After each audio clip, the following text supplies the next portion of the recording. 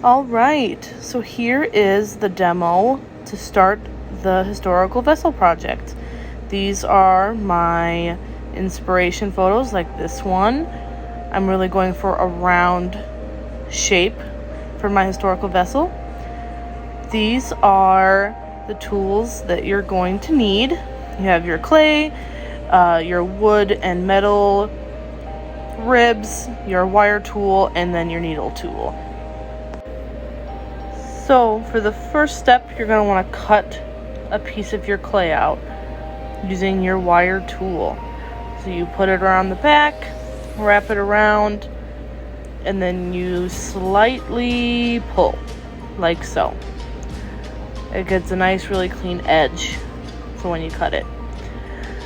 And obviously, you're going to be using a lot more clay than me because your projects are a lot bigger. But for demo and this video, I'm going to be using a smaller piece of clay, and it's going to be a very small scale compared to what you guys will actually be using. So yeah, here is that little piece of clay that I'll be using for just this demo. Like I said before, yours will be a lot bigger. So now I'm going to knead it to get all the air bubbles out for when we fire it in the kiln. So I'm guiding it with my right and pushing down with, I'm guiding it with my left and pushing down with my right. If you've done it right, then it'll look like a shell from the beach, and now you want to smack it. Just keep on hitting all those air bubbles out. Get it ready for when we use it to make the actual vessel itself. Bam. So now we're gonna cut a piece off to make our base. You want it to be relatively thick. You want it a little thicker than your coils because it's going to be holding all that weight. But after you cut off a little piece, you're going to take your needle tool and cut out the shape of what you want your base to look like. So for mine, I'm going to make a circle, and I'm going to smooth it out, get it to look even and into the shape that I want for my base. I'm realizing here that it may be a little too thick, so I'm going to try to keep smoothing it out, stretching it out to get it to the thickness that I would like. Still a little too thick, so I'm going to try to smush it. And then I'm going to throw it on the table to kind of stretch it out, like so. Once it's to the right thickness, I'm going to cut it down a little bit because I think the base is still a little too big. Once again, your projects will be a lot bigger, so just keep that in mind. I'm making this small just for the demo purposes. All right, so now we're going to start building upward, making the nice round shape that I'm looking for. Now we're going to make a coil. A coil is just the long piece of clay that is rolled out, like the way that I'm doing it. You want to make it as long as the width, or as long as the bottom of your base, like so. If it's too long, either measure it out so that you can cut it, or sometimes I just rip them off depending on how quick I'm going. And you're going to want to cut it at an angle and then cut the other end at the opposite angle so that they fit together nicely, like so. And now for the next step, you're going to want some water.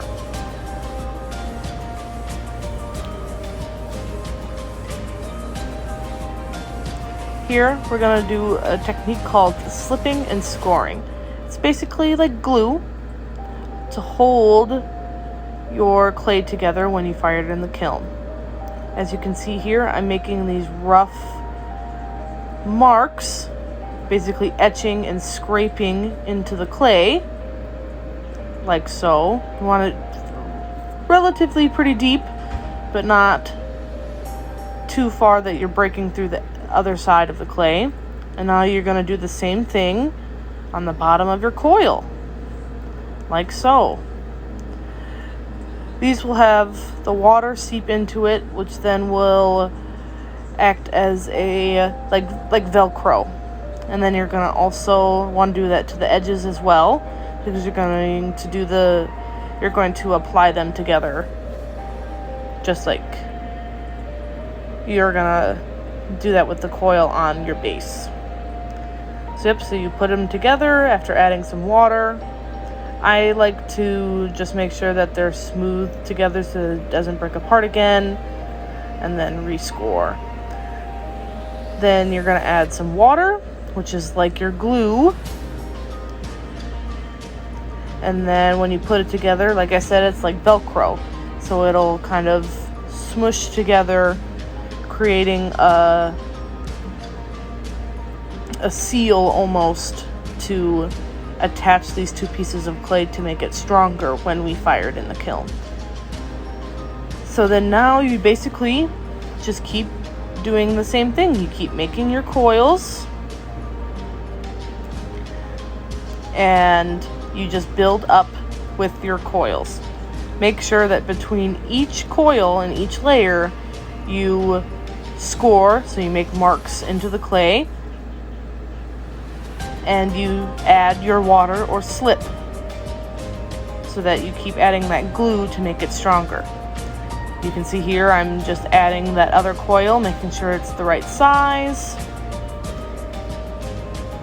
And you, like I said, you would score, and you would keep scoring and slipping to each layer. So now, in order to build your pieces up and to make that circle shape, you want to make sure you add the coils around the outer edge of the bottom coil, like so. So you see here, obviously this one's not long enough, so I just stretch it out a little bit. But by adding it to the outer edge of the bottom coil, it'll make it so that you start building that out circle-y shape. And then the opposite way, to bring it back in, you want to add the coil to the inside of the bottom coil. So that'll bring it up and in, not out and around, like so. So now you just need to start building your vessel shape with those coils. Here in this video is just a sped up version of how you do each layer.